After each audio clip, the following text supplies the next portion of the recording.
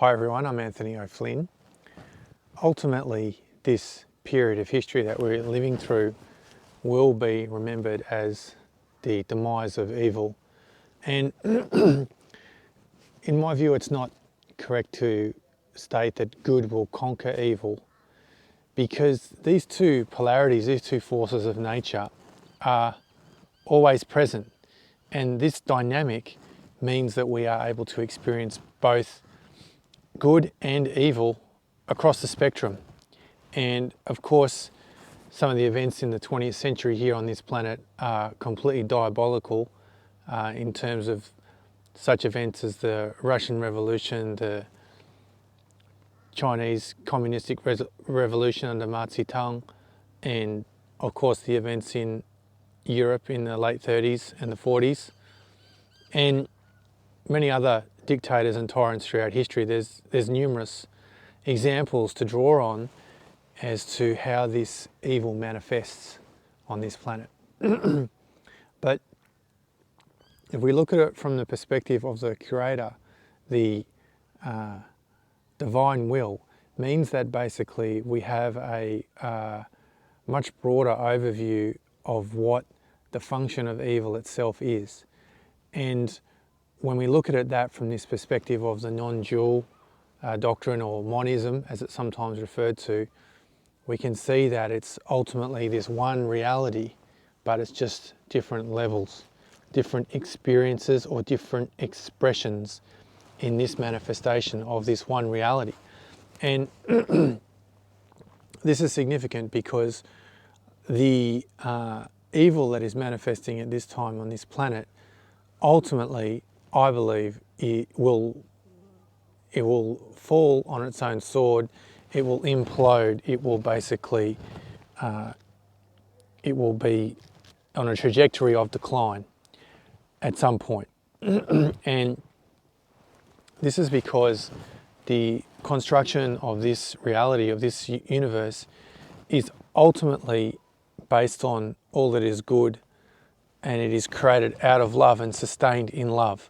So when we understand this, that this manifestation has a divine will, a divine power, and a divine integration, then we can understand that this trajectory of evil, it can only ever go to such a certain extent or such a certain influence, and then ultimately it implodes on itself, because the foundations of evil itself are not what sustains the universe more holistically.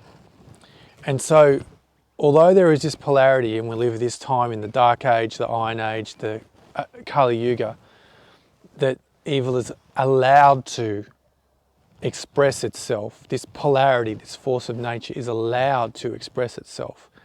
It is only allowed to express itself through this wisdom, this divine wisdom. And this is important because ultimately evil is not the law of this universe, because the law of this universe is evolution itself, and evolution progresses from a state of ignorance to a state of true wisdom, enlightenment, self-realization, God realization, emancipation, mukti, moksha, whatever name you want to give to it. There's so many across the different traditions. But what's important to take from that is that the foundations of this reality are essentially all that is good, that is pure, that is elevated, that is wise, that is kind, that is loving. And yet many would question that and then use X, Y, Z of all these examples as to why it isn't necessarily like that. And those examples are definitely valid. They are definitely the experience of many who are perpetuating evil at the moment, who are under the influence of evil, who are knowingly asserting evil. And this is only occurring because this divine will allows this expression of this lower form of consciousness. But when we compare that to the actual purpose of incarnation of life itself, which is to evolve, it becomes obvious that we're moving from this state of darkness to light, from ignorance to bliss, from suffering to freedom, all these sorts of qualities that are part of the package of basically going through this evolutionary journey. So because of this fundamental structure of the universe, this dark globalist agenda, this cabal that is pushing the pieces around the board at the moment, ultimately they cannot succeed. They cannot rule this domain indefinitely. And this should be of some solace to people, because at this time, obviously, hope is a very important trait to develop and manifest, but also trust, because when we're coming from this understanding, this deeper understanding, we know and we can see that ultimately evil will implode, is the best word, because the foundations of evil itself are not based on the ultimate highest principles of this reality. And it gives us this experience in ourselves to understand where we possess certain traits that could be characterized as being lower or impure or limitations, and then to see the polar opposite. And without that, we're actually unable to grow and able to evolve. So what's important to understand is that while there is this ongoing projection in much of the conversation around the awakening, in terms of this pointing the evil, pointing the finger at evil, discussing evil, the true path for this paradigm shift is to actually discover these limitations in ourselves, these shadow, these blind spot, these impurities, and then work towards transmuting this into higher states of purity, of unconditional love, of compassion, and all these elevated, wonderful states. But without the expression of this lower states in this reality, we would actually be hindered on this evolutionary journey. And at this time, we've chosen to incarnate to experience this maximum darkness, because as we move through Kali Yuga, it actually intensifies before the light becomes emerging more clearly, more sustainably, more tangibly. And at this point, we actually come here to experience that, because it gives us the opportunity to experience the polarity and then move into this light.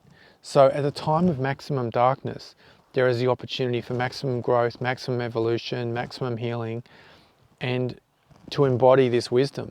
So nothing is lost in this process of incarnating now.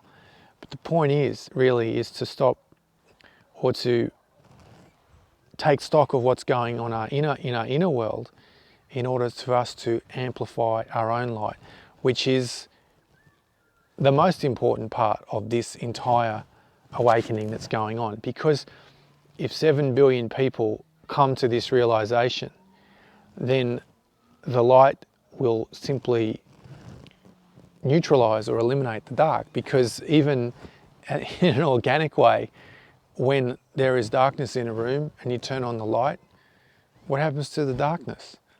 Does it disappear? Where does it go? It can be said it's just illuminated. The darkness is illuminated. The polarity shifts into this experience of the light. But without the effort to make this within ourselves, we cannot expect this to happen at a planetary level. And this is probably one of the most important lessons that we all have at this time, because people are in this point of where we are in 2022, people are actually succumbing to the darkness without realization. Other people are essentially ignorant, and there are other groups of people that are having this arrogance that they know better, that they are laugh at the people that point out all the issues around the magic potion and the detrimental effects it's having, and the catastrophic effects as well. And this arrogance is extremely problematic, because it shows an inability to distinguish light between dark. And people are there's so many countless examples of people being so convinced that they know better, that they have this understanding, that they are simply in this state of ignorance where they're unable to actually perceive and understand and embody the difference between the light and the dark. And as confronting as that may be, it's a little bit of a litmus test. And I actually made reference to this, and I think it was my last video on spiritual tests, that one of our greatest responsibilities at this time is to begin to distinguish between good and evil, between light and the dark. And the problem that the qualities of arrogance have in this context is that the very arrogant person, and many of them are institutionalized, whether it's in the medical sphere or corporate world or pretty much every walk of life, people assume that they know better.